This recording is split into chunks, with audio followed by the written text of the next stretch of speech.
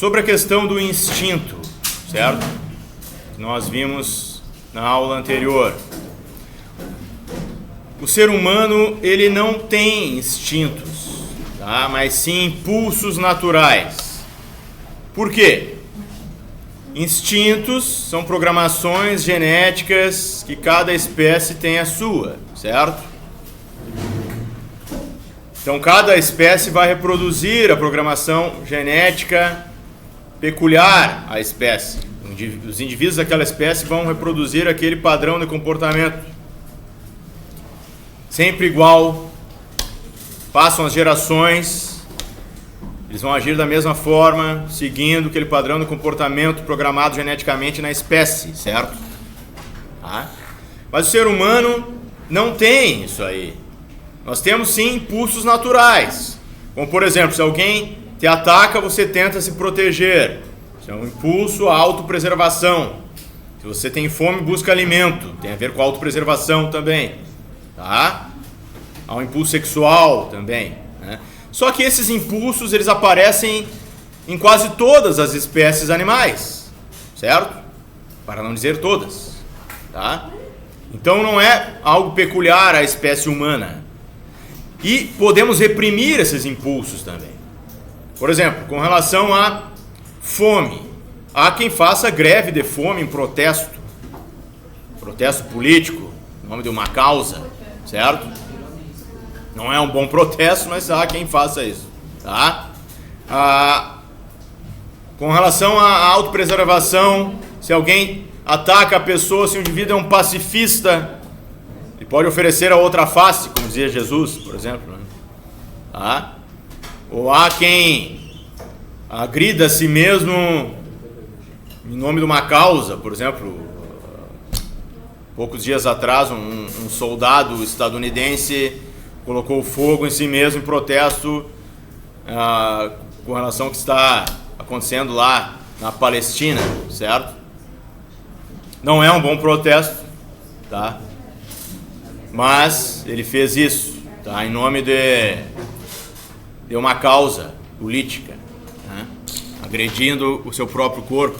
Aliás, a greve de fome é isso também, né? Então o ser humano, ele pode reprimir seus impulsos naturais. Por exemplo, o impulso sexual pode ser reprimido em nome de uma crença religiosa. O indivíduo pode virar um celibatário, um monge, né, ou uma freira, certo? Então o ser humano, ele não tem instintos, né? A nossa forma de agir é muito moldada pela cultura da sociedade onde estamos inseridos, ou, né, também de acordo com os valores do grupo cultural ao qual pertencemos, ou os valores que nós mesmos construímos de forma individual, tá? O que é mais raro, né? Muito bem. Hoje nós vamos ver a questão da linguagem, certo? Então a linguagem humana, ela é mais complexa que a linguagem de outras espécies animais, porque nós lidamos com conceitos abstratos, tá? Conceitos que são produzidos com a nossa capacidade racional, que é a capacidade de organizar informações, comparar coisas e produzir explicações, atribuindo nomes a essas coisas. Isso são os conceitos, as definições sobre as coisas são conceitos. É produzido com a nossa capacidade racional, tá? A linguagem humana também envolve imaginação. A nossa capacidade imaginativa é muito forte. Podemos imaginar coisas, né, que estão muito além do que está à nossa volta. Por exemplo, podemos criar histórias sobre mundos que não existem, como Star Wars, por exemplo, O Senhor dos Anéis, Harry Potter, etc. Né? Esse é o poder da imaginação humana, certo? Quando a imaginação está aliada à racionalidade, vamos muito longe com isso, tá? Podemos criar grandes teorias até para explicar o universo, certo?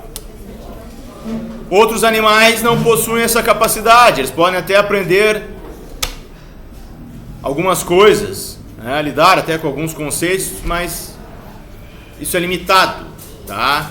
Primatas que estão próximos a nós, como chimpanzés, até podem aprender algumas coisas, mas não vão muito além, né, de conceitos simples. Eles não conseguem pensar filosoficamente ou criar especulações religiosas sobre a realidade, nada disso, tá? Então a linguagem humana é fundamental e ela é produto da forma como a mente humana funciona, certo? Ela pode influenciar a mente? Sim, mas ela é produto da forma como a mente funciona, basicamente, certo? E com a linguagem nós podemos adquirir mais informações e conhecimento sobre as coisas ao nosso redor. Há uma limitação corporal também por parte desses animais, né? Por exemplo, os chimpanzés não conseguem falar porque a estrutura do crânio deles, da laringe, não permite isso, tá? Podem só emitir ruídos, tá bom? Não conseguem articular palavras. Vocês podem até aprender linguagem de sinais, tá? Isso é possível, já fizeram isso, já ensinaram isso para esses animais.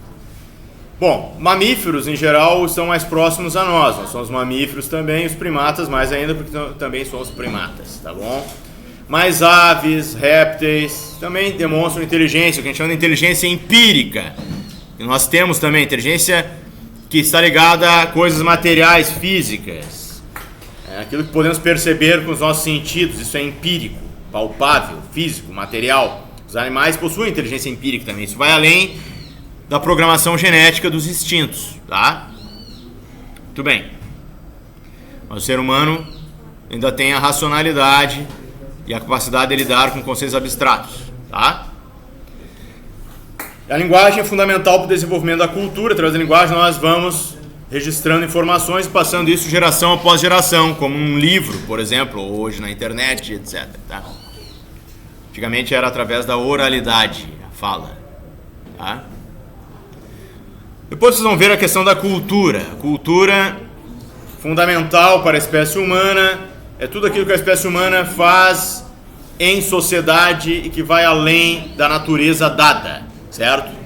Então, quando a espécie humana transforma a natureza, cria coisas que não estão já prontas na natureza, isso faz parte da cultura. Isso é feito em coletivo, em sociedade, tá? Vocês vão ver também, tá? Aí a questão da tradição e ruptura. Toda cultura tem uma tradição, costumes que são perpetuados, mantidos geração após geração. Mas as rupturas são importantes para que ocorram as mudanças, certo? Isso ocorre através de novas tecnologias, novas descobertas, revoluções que ocorrem e aí as mudanças vão ocorrendo. O ideal é um meio termo entre tradição e ruptura. Só a tradição é estagnação, nada muda. E ruptura pode levar ao desequilíbrio. Então o ideal é, ruptura em exagero, o ideal é o meio termo, certo? Então agora vocês vão ler e anotarem no caderno de vocês esses pontos aí, tá bom?